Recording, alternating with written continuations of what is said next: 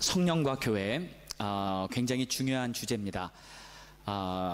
이 하나님에 대해서, 우리가 신앙에 대해서 얘기할 때 실은 성령님에 대한 말을 우리가 짚고 넘어가지 않으면 실은 껍데기밖에 없습니다. 가장 중요한 것은 성령께서 지금 교회에서 무엇을 하시고, 또 내 삶 속에서 성령께서 무엇을 하시고, 어떻게 인도하시고, 또 어떻게 우리의 삶에 공급하시는지, 이런 것을 내가 조금 이렇게 구체적으로 깨달아야 합니다. 여러분, 막연하게 성령님이 계시다는 것은 모든 교회를 다니는 사람들이 인정은 합니다. 지식적으로 동의도 합니다. 그러나 성령님을 개인적으로 체험하는 사람은 그렇게 많지는 않습니다.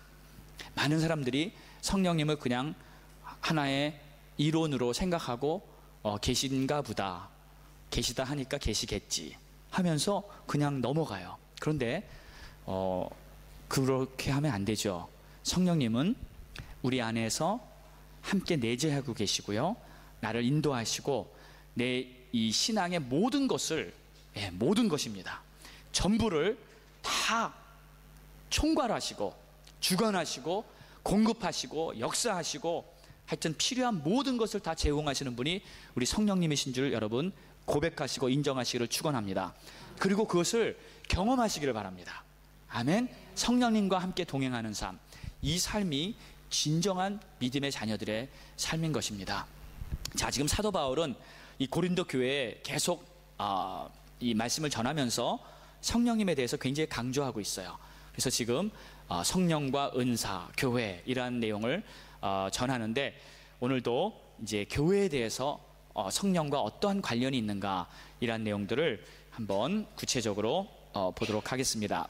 자, 교회는 헬라어로 에클레시아, 부르심을 받은 사람들의 모임이라고 제가 여러 번 말씀을 드렸습니다. 그런데 이 부르심은요, 예수를 그리스도라고 고백하는 그 사람들을 부르신 거예요. 그리고 그 사람들로 말미암아 예수는 그리스도라고 고백하게 하시는데, 그런데 이 고백은 오직 성령님으로만 가능하다고 지금 성경은 분명히 밝히고 있습니다.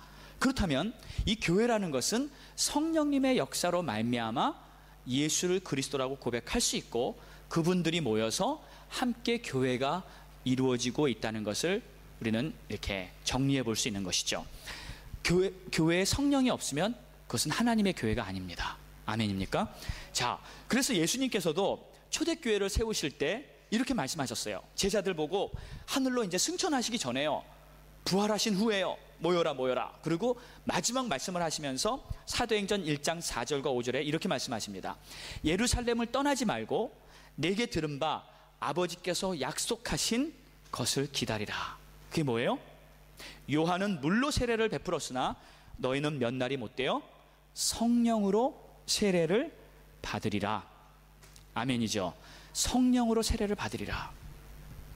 성령 세례를 받아야 내가 하나님의 자녀가 되고요, 그리고 하나님의 교회의 일원으로 이렇게 영적 등록이 되는 겁니다.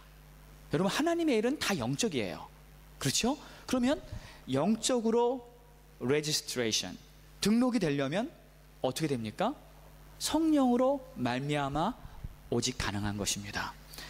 그래서 고린도전서 오늘 12장 13절의 말씀을 봐도요, 교회의 일원이 된 성도들을 가리켜 이렇게 말씀하고 있습니다. 우리가 유대인이나 헬라인이나 종이나 자유인이나 다 한 성령으로 세례를 받아 한 몸이 되었다. 또 한 성령을 마시게 하셨느니라. 자, 성령으로 세례를 받아 한 몸이 되었다. 어떻게 됐다고요? 한 몸이 성령으로 말미암아 우리는 한 몸이 된 줄로 믿습니다. 자, 그러니까 여러분, 우리가 영적으로 하나님이 말씀하시기를 우리는 영적으로 그리스도의 몸, 한 몸이라고 말씀하시는데, 무엇을 근거로 한 몸이 된 거예요? 성령으로 말미암아 한 몸이 된 거예요. 자, 그러면 보세요. 오늘 27절의 말씀에도 이렇게 말하고 있죠. 너희는 그리스도의 몸이요 지체의 각 부분이다. 그러니까 영적으로 보면 성령 때문에 성령 세례를 받고 우리가 한 몸이 되었고요, 그리고 우리 각자는 한 몸의 지체라는 거예요. 그것을 비유해서 우리 몸에 팔이 있고 다리가 있고 머리가 있고 모든 기관들이 있듯이 바로 예수 그리스도가 우리의 몸이 되시고 머리가 되시고 우리가 다 각 몸의 이 파트, 각 지체들이라는 것입니다. 그래서 우리는 결국 한 몸이에요. 아멘입니까? 떨어질래야 떨어질 수 없는, 여러분 몸이 이 지체가 떨어지면 어떻게 됩니까? 떨어지면 그냥 끝이에요. 생명력을 잃어버립니다. 이 팔이 몸에서 떨어져 버리면 이 팔은 못 써요. 네. 이 몸은 불구자가 되고 맙니다. 그래서 우리가 지체로서의 이 교회, 지체로서의 하나님의 자녀라는 이 개념은 무척 중요한 것이고, 오늘도 우리는 왜 하나님께서 우리를 지체라고 표현하시고 그럼 지체로서 어떻게 우리가 믿음 생활을 해야 되는가, 교회에서 어떻게 내가 하나님의 뜻을 따라야 하는 것을 깨달은다는 것은 무척 중요한 것입니다. 오늘 이 말씀을 통해서 우리 모두에게 정말 하나님의 귀하신 뜻이 온전히 이루어질 수 있는 축복이 있기를 예수 이름으로 축원합니다.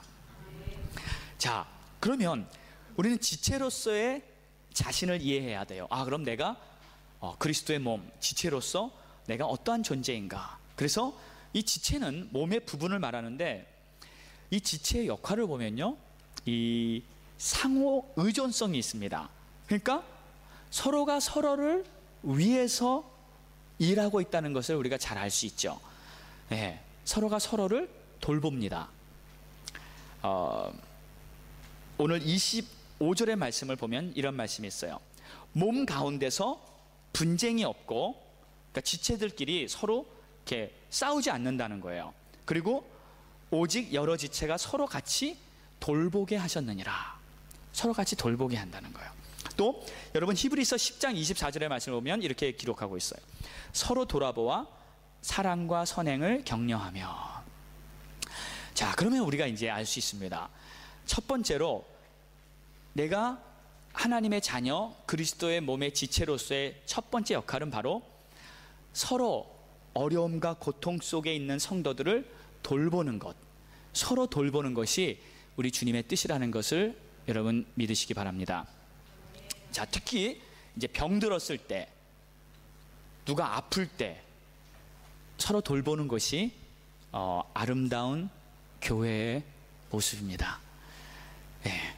누가 아프다 하면 이제 바로 연락이 돼야죠. 서로 아무개가 아프다는데, 그러면 목사님과 장로님은 급히 스케줄 짜서 신방을 갑니다. 그렇죠? 그리고 중보기도팀은 모여서 그 아픈 사람을 위해서 막 기도를 합니다. 그리고 또 어떤 분은 누가 아프다니까 그러면 음식이라도 해야지 하면서 그냥 정성껏 사랑의 음식을 준비해서 이렇게 아플 때 드시라고 좀 갖다 줍니다. 네. 저도요, 어떨 때 이제 아플 때 보면, 아플 때 네, 부엌에 보면 음식이 와 있어요. 네. 저는 아무리 아파도 이상하게 입맛은 안 떨어지더라고요. 그래서 이제 그 음식을 막 우리 권사님, 집사님들, 성도님들이 해온 음식을 막 이렇게 먹으면 그 사랑의 음식을 먹고 금세 회복이 되더라고요. 할렐루야. 자, 보세요. 서로 돌보는 그 마음과 그 손길 속에서 참다운 교회의 모습이 이루어지는 줄 믿습니다. 자, 저는 우리 교회의 모습을 보면요, 참 감사해요. 우리 성령님께서 우리 교회를 얼마나 아름답게 이렇게 세워가시는지 모르겠어요. 예. 아멘입니까? 왜 저만 감사합니까? 우리 좋으신 주님께서 우리 교회에 사랑이 넘치게 하시고요, 서로 돌아보게 하는 이러한 귀한 마음을 주신 거 하나님께 영광 돌려야 됩니다. 그럼 우리 교회 같은 교회 저는 아직 못 본 것 같아요. 네. 할렐루야. 우리 주님이 주시는 이 사랑의 마음을 가지고요, 계속 서로 더 섬기고 돌보면서 우리 주님께 귀하게 쓰임 받으시는 여러분 되시기를 예수 이름으로 축원합니다. 자, 예수님께서도요, 마태복음 25장에 보면 이런 말씀을 하셨는데, 이 교회 안에서 교회 아닙니다. 양과 염소를 이렇게 나누시면서 하시는 말씀이 염소들에게 막 책망을 하세요. 책망. 근데 그 책망의 말씀에 이런 내용이 있습니다. 너희가 내가 아프고 병들었을 때 나를 돌보지 않았다. 내가 아프고 병들었는데 나를 돌보지 않았다. 그랬더니 염소들이 하는 말이요, 아니 주님이 언제 아프셨습니까? 주님이 언제 병들었습니까? 그랬더니 주님이 하시는 말씀이 너희 중에 가장 작은 자 하나에게 그에게 하지 않은 것이 바로 나에게 하지 않은 것이다. 가장 작은 자. 그럼 뭐예요? 우리 주위를 돌아보아 가장 소외받고 가장 업신 여길 수 있을 정도의 그러한 사람들이 혹시 있을 때, 그러한 성도가 혹시 있을 때 그를 돌보지 않았다면 바로 우리 주님을 돌보지 않은 것이라고 주님은 말씀하십니다. 그러니까 우리는요, 이렇게 눈을 크게 뜨고 잘 주위를 봐야 돼요. 예, 성도들을 살펴야 됩니다.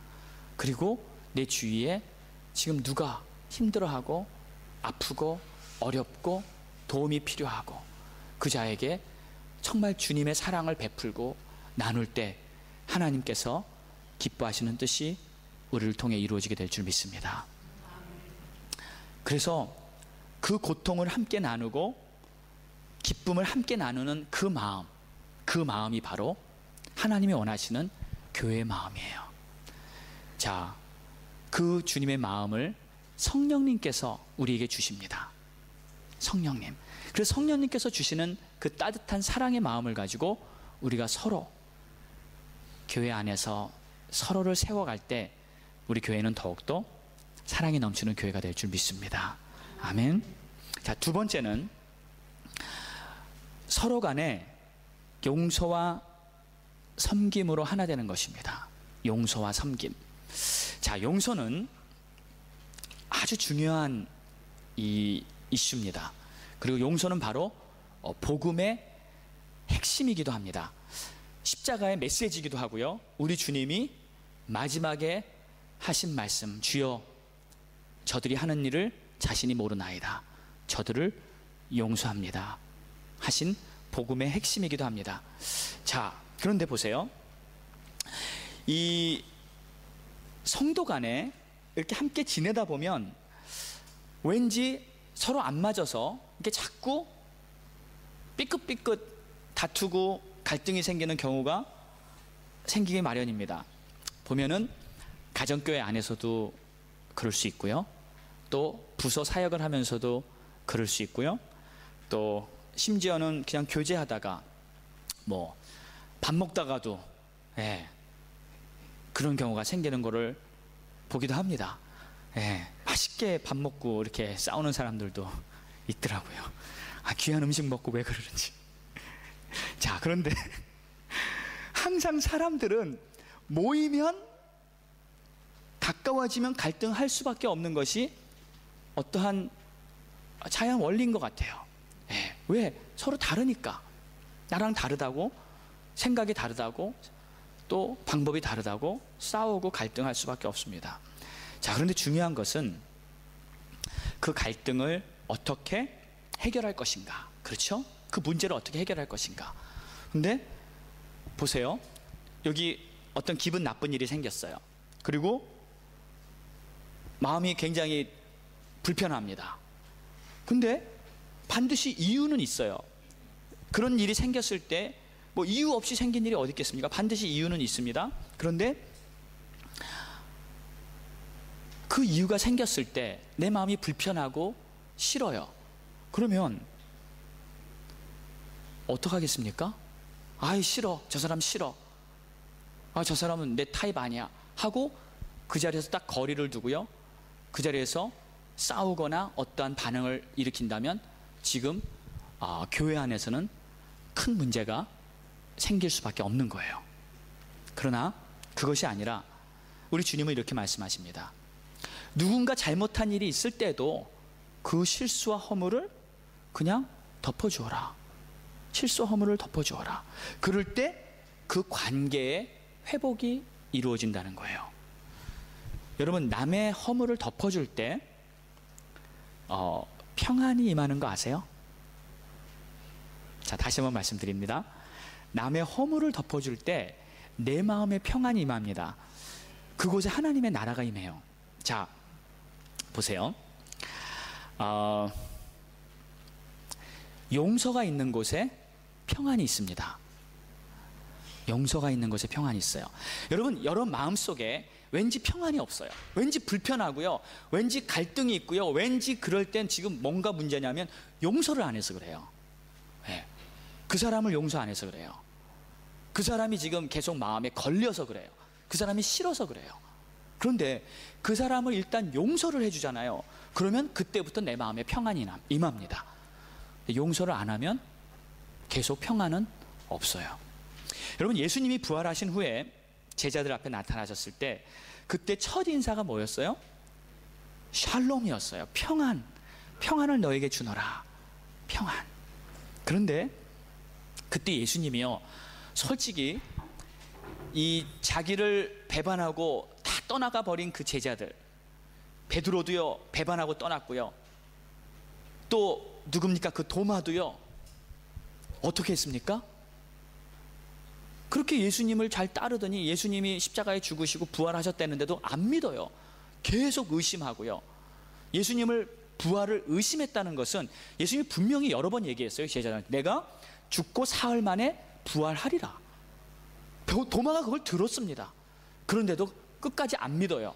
그랬을 때 예수님이 얼마나 속상하셨을까. 야, 내가 그렇게 가르쳤는데, 그렇게 말했는데. 그런데 예수님은요 그러한 제자들을 다 용서하셨어요. 예수님이 평안을 나눠줄 수 있었던 것은 예수님이 이미 마음에 용서를 하셨기 때문에 평안을 주신 줄로 믿습니다. 예수님이 제자들을 용서하지 않고 너희들 어째서 그랬냐 하고 한 명씩 따지고요, 한 명씩 면담 시작하자. 일로 와봐. 베드로 너부터 와. 어쩌자고 너는 그러기 시작했대. 보세요. 그러면 평안이 어디 있습니까? 평안이 어디 있어요? 근데 예수님은요 이미 다 용서하셨어요. 십자가에서 다 용서하셨습니다. 예수님은요 다 마음의 제자들을 용서하시고 제자들에게 평안을 주신 줄 믿습니다. 자, 그 평안이라는 것은 여러분이 영적 원칙이 있습니다. 하나님의 것이에요.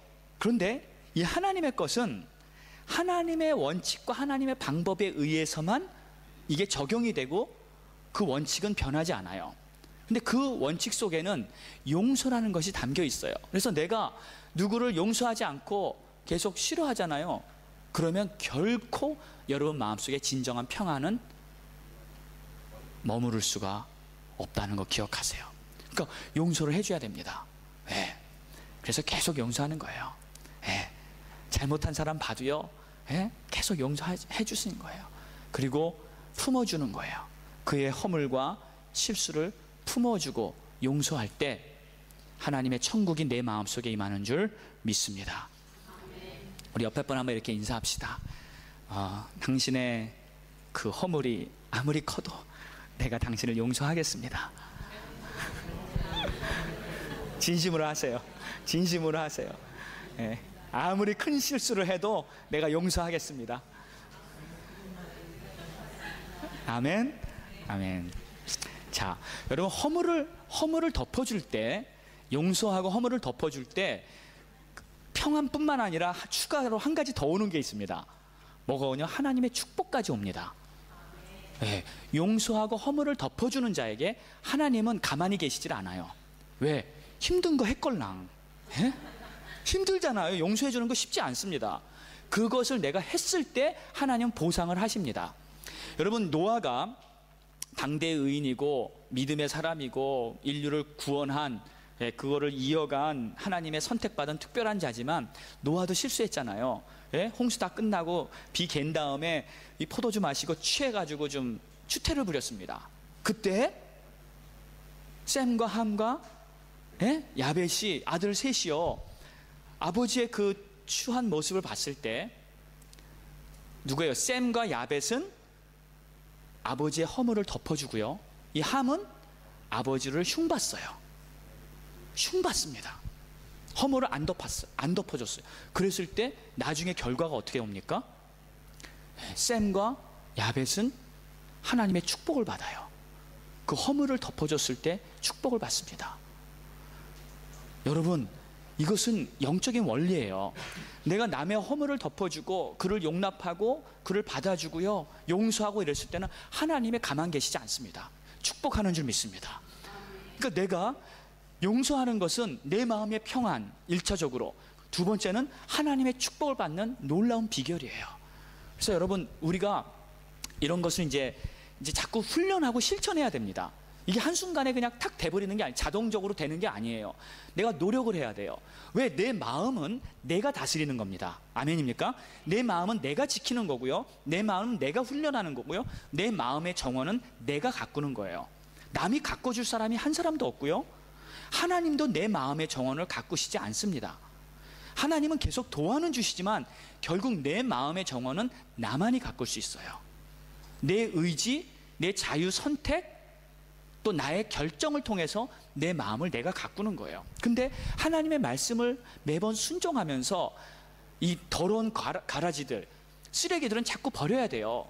자꾸 끄집어내서 버려야 됩니다. 그리고 좋은 것들을 자꾸 심고요, 그리고 가지치고요, 그리고 하나님이 하라는 대로 자꾸 순종하면 내 마음의 정원이 예쁘게, 하나님이 원래 만드셨던 그 에덴 동산 같은 아름다운 정원으로 마음이 이루어지게 될 줄 믿습니다. 아멘이죠. 그래서 이러한 마음을 잘 가꾸면서 하나님의 축복을 받으시는 여러분 되시기를 축원합니다. 우리 다시 한번 인사합시다. 우리 마음의 정원을 우리 예쁘게 잘 가꿉시다.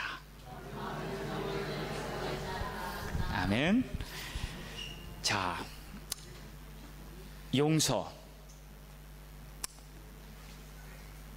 하나님의 평안과 축복을 얻는 놀라운 비결입니다. 자, 그런데 이 용서에 대해서 제가 조금 한 가지 더 말씀드리겠습니다. 물론 나도 나에게 잘못한 사람을 이제 용서해 주지만, 여러분, 용서라는 것은 이 상호 간에, 서로 간의 이 관계 속에서 또 축복이 형성됩니다. 근데 이 용서가 완성이 되려면 한 가지 또 필요한 게 있는데, 그것은 상대방의 진실된 고백이 있어야지 용서가 완전히 완성이 돼요. 참된 고백이 있을 때 용서의 축복이 임하는 거죠.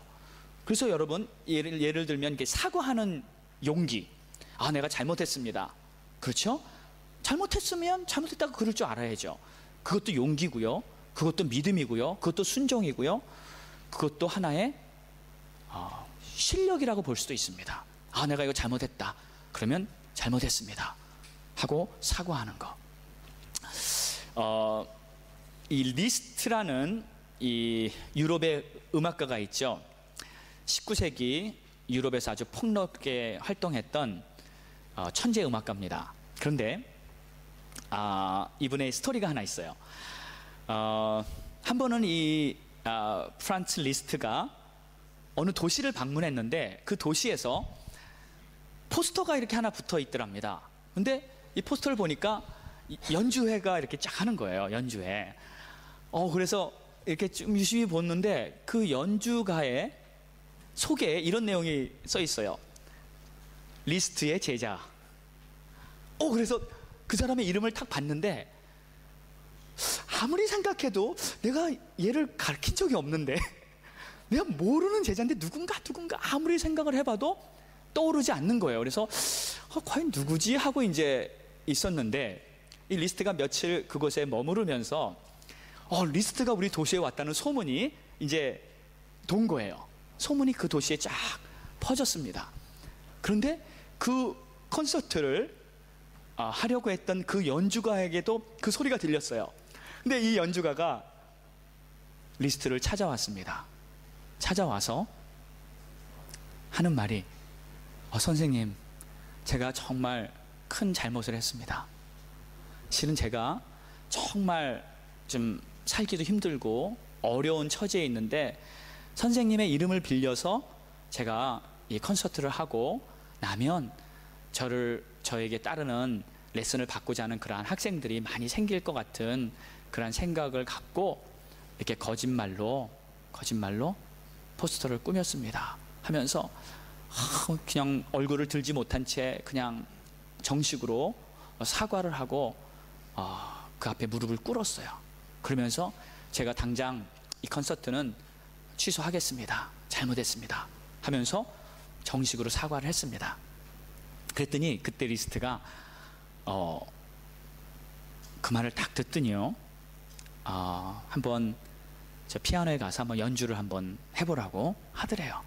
그래서 이 연주가가 피아노에 앉았습니다. 연주를 시작했어요. 막 쳤어요. 리스트가 다 듣더니 몇 군데를 이렇게 지적을 해주고요, 또 필요한 이 사사를 간단하게 이렇게 해줬어요. 해주고 나서 하는 말이, 자, 이제 당신은 나의 제자가 됐습니다. 그리고 가서 콘서트를 열심히 하십시오. 이 사람이 너무 감사한 거예요. 자기가 존경하는 그 선생님을 만났을 뿐만 아니라 자기가 이렇게 고백했을 때 용서해주고 콘서트를 하라는 허락까지 해주시고, 그래서 너무 감사하다고 이제 문을 인사하고 이제 나가는데 잠깐 하면서 리스트가 한 말이 더 있어요. 그리고 이 한 가지를 더 추가하십시오. 당신의 콘서트에 내가 찬조 출연해 주겠다고 말하십시오. 그분의 콘서트는 너무나 엄청난 사람들의 참여와 또 축복 속에서 아름답게 성공했다는 그러한 예화가 있습니다. 자, 어떻게 이게 가능했습니까? 물론 처음에는 욕심과 거짓, 잘못한 게 있었지만 솔직하게 고백하는 그러한 사과 속에 용서가 이루어졌고요, 뿐만 아니라 용서 플러스 그분이 직접 내 콘서트에 참여할 수 있는 축복까지 이루어지게 된 것입니다. 그렇기 때문에 정직하고 진실된 고백, 이러한 것들은 하나님이 기뻐하시는 거예요. 그것을 통해서 하나님의 축복과 하나님의 나라가 임하고 많은 정말 하나님의 역사가 이루어진다는 것을 믿으시기 바랍니다. 자, 용서, 솔직한 고백, 이런 것들이 우리의 삶 속에 참 필요한 것이에요. 자, 사과할 수 있는 용기를 내시기 바랍니다. 고백할 수 있는 용기를 내시기 바랍니다. 그런데 이것도요, 용기가 없어서 못하는 사람들이 많아요. 알면서 말이 안 나오는 거예요. 말이 여기까지는 있는데 안 되는 거예요. 근데 잘못했습니다, 앞으로 잘할게요. 그러면 모든 것이 해결이 되는데. 아멘이죠? 네. 자, 또 사과했을 때는 넓은 마음으로 용서해 주는 거예요. 그리고 그 사과하는 그 마음을 받아들이고 오히려 더 큰 마음의 배려를 했을 때 이것은 하나님이 큰 축복으로 열매 맺게 하는 그러한 기회가 될 줄 믿습니다. 우리 인간들은요, 우리 사람들은요, 다 부족해요. 솔직히 우리 사람들은요, 다 허물투성이고요, 실수투성이고요, 거짓투성이고요, 스스로 속고요, 교만투성이고요. 솔직히 우리 사람들은요, 우리 안에 선한 것이 없습니다. 없어요. 오늘 첫 찬양부터 나왔잖아요. 보소서 주님, 내 안에 선한 것이 하나도 없습니다. 그게 우리의 현 주소예요. 우리에게 선한 것은 오직 주님밖에 없습니다. 예수 그리스도의 십자가밖에 없습니다. 그러니까 그것을 내가 인정할 때 상대방의 잘못과 허물을 그냥 덮어줄 수 있는 거예요. 받아줄 수 있는 거예요. 그리고 또 새롭게 시작하는 거예요. 그때부터 또 시작하는 거예요. 그랬을 때 하나님의 나라는 계속 우리를 통해 커져가게 될 줄 믿습니다. 자, 이제는 섬김입니다. 마지막으로 섬김. 교회는 성령을 통해서 섬김의 이 모습이 나타나게 됩니다. 그런데 이 섬김은 또 이 희생의 다른 표현이에요. 희생이라는 말은 조금 더 강도 있게 표현한 것이고, 섬김이나 희생이나 같은 종류입니다. 그런데 이 섬김은 우리가 교회 안에서 하나가 되게 하기 위한 하나님의 방법이고 몸의 지체들이 이루어가는 아주 중요한 원리입니다. 그래서 이 몸의 지체를 통해 보면은 참 이것이 정확해요. 참 흥미롭습니다. 이 지체가요, 모든 파트를 보면은 자기 자신을 위에서 존재하는 이 지체는 하나도 없어요. 다 다른 지체를 위해서 자기가 역할을 하게 됩니다. 쉽게 얘기해서 이제 뭘 먹을 때, 음식을 먹잖아요. 음식을 먹을 때 이 손이 음식을 떠다가 입에 넣어주잖아요. 그럼 손은 입을 위해서 음식을 넣어줍니다. 그럼 입은 열심히 씹고 그것을 이제 삼키잖아요. 그러면 씹는 것은 자기를 위해 씹는 게 아니라 위장을 위해서 씹어주는 거예요. 위장에 들어가면 위장은 열심히 소화시키고 그것을 분산해서 각 몸에 영양분이 공급되게 하잖아요. 그러니까 모든 기능들이 자기 자신을 위해서 역할을 하는 것이 아니라 서로를 위해서 상호간에 위에서 존재해 주는 것, 이것이 하나의 원리예요. 자, 그러니까 우리도 마찬가지입니다. 하나님께서 우리가 교회의 지체라 그랬을 때 우리도 서로를 위해서 서로를 희생하기 위해서 우리가 존재한다는 것을 여러분 깨달으시기 바랍니다. 물론 쉬운 일은 아니에요. 남을 위해 산다는 게 그렇게 쉽지는 않습니다. 그러나 하나님이 원하시는 내 존재의 목적이 그거예요. 예, 그것이 우리의 표대입니다. 그렇기 때문에 우리는 그렇게 표대를 삼고 목표를 삼고 살아가야 되는 거예요. 아멘입니까? 그래서 남을 위해 섬기고 남을 위해 희생할 수 있다는 것, 아름다운 하나님의 방법이라는 거 여러분 꼭 기억하시고, 우리가 조금씩 노력하면서 그렇게 살아갈 때 하나님의 뜻이 내게 이루어지게 될 줄 믿습니다. 아름다운 예화가 하나 더 있어요. 이 알브레히트라는 알브레히트 다우어라는 이 화가 이야기인데, 원래 이 사람이 그 18형제가 되는 가정에서 태어났어요. 네. 그러니까 아버지가 자식을 18명을 낳았대요. 그래서 18 자녀를 키우는데 그렇게 집이 부유한 가정이 아니었다랍니다. 그래서 아버지가 열심히 하루 종일 일하고 그냥 힘들게 가족들을 먹여 살리고 그랬는데, 그 자녀들 중에서 이 두 남형제가 좀 각별히 서로 이렇게 굉장히 친하고 서로를 위하는 그러한 형제들이었어요. 근데 이들이 하루는 얘기를 하다가 두 사람의 꿈이 뭐였냐면 화가가 되는 게 꿈이었어요. 화가. 그래서 둘이 얘기를 하다가 이러한 결론을 내렸습니다. 알브레히트가 그 형이었던 알버트한테 우리 이렇게 한번 해보자. 동전을 던져가지고 동전에 한 면이 나오는 사람이 이제 먼저 우리 미술 공부를 시작하는 거야. 그리고 한 명은 그 사람을 열심히 공부 마칠 때까지 서로 도와주고, 공부가 끝나면 바꿔서 일하고 다른 사람이 공부할 수 있도록 하자. 그래가지고 이제 둘이서 좋다 그래가지고 결론을 내리고 동전을 튀겼습니다. 근데 이 알브레히트가 먼저 공부할 수 있는 기회를 얻게 됐어요.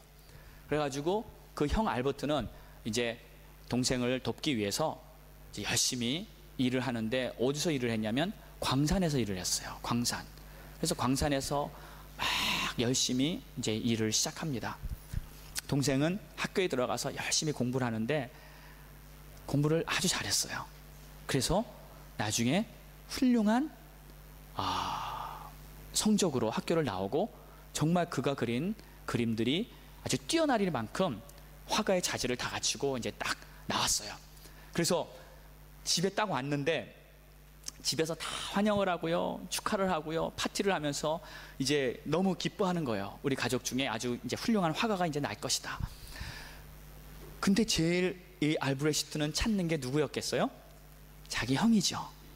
알버트 만나서 이제 형 때문에 내가 이렇게 공부를 잘하고 이제 나는 훌륭한 화가가 될 수 있으니까 너무 이게 다 형의 덕분이다 하면서 이제 형이 공부할 차례야.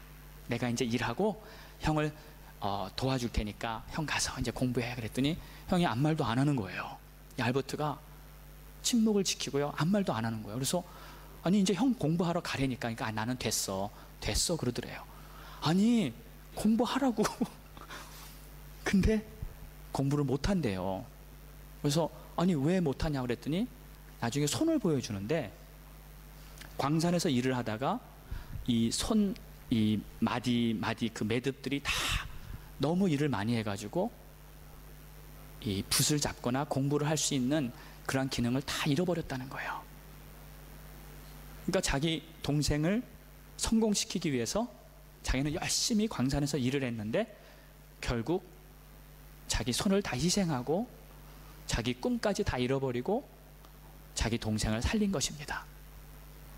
동생을 위해 자기의 모든 삶을 희생한 거예요.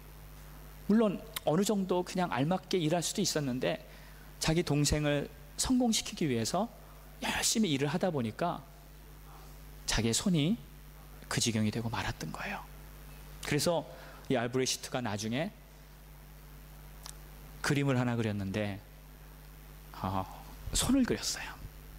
자기 동생의 손. 우리가 잘 아는 기도하는 손이라고 여러분 보신 적 있죠? 네, 바로 자기 동생의 손을 가지고 그린 그림입니다. 한 사람의 섬김과 희생을 통해서 한 사람의 유명한 화가가 탄생하고 그것을 통해서 그 아름다운 기도의 손이 그려지고 수많은 사람들에게 하나님을 기도하게 만드는, 하나님께 무릎 꿇고 기도하게 만드는 이런 아름다운 일이 이루어지고 있는 것입니다. 여러분, 섬김과 희생이라는 것은 하나님의 일이 이루어지게 하는 아름다운 모습이라는 걸 여러분 기억하시기 바랍니다. 우리 안에 있는 이기적이고 욕심을 갖는 그런 마음들 우리 다 있습니다.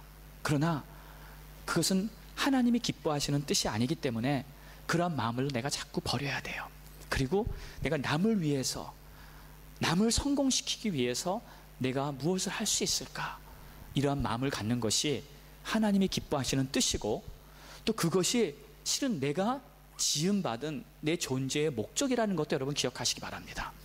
지체는 자기 자신을 위해서 존재하는 것이 아니라 다른 지체를 위해서 존재하는 것입니다. 그래서 우리의 마음속에 나는 남을 위해서 살아야겠다, 남을 성공시키기 위해 살아야겠다 하는 그 마음을 가질 때 하나님의 놀라운 역사와 축복이 나를 통해 이루어지게 된다는 것을 믿으시기를 축원합니다. 우리 교회는요, 이러한 주님의 마음을 가지고요 살아야 합니다.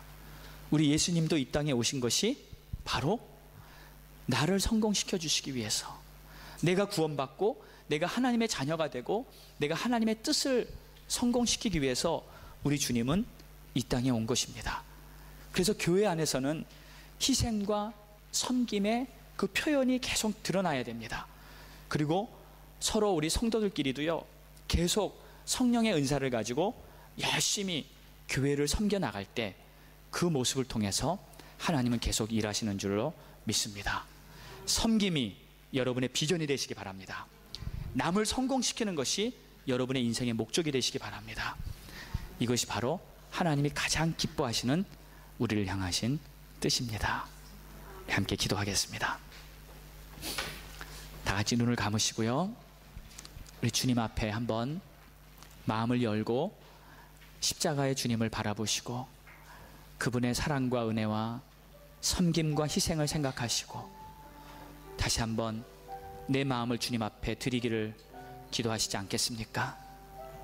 우리의 마음에 추하고 더러운 것들, 우리의 마음속에 있는 세상적인 욕심들 이 시간 다 내려놓고요, 주님, 내 마음에 주의 것으로 채워주세요.